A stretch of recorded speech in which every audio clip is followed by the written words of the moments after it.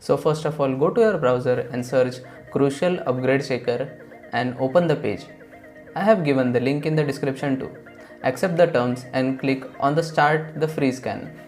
It will download a small file and launch a web page on your browser. It will then give a score to the system compared to the similar models on the top.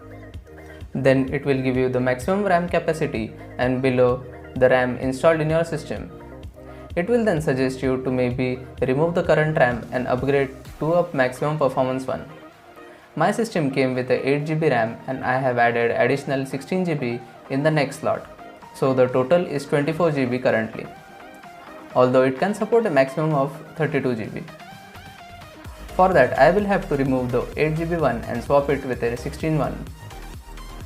Below it will also give you additional information for the system like RAM manufacturer,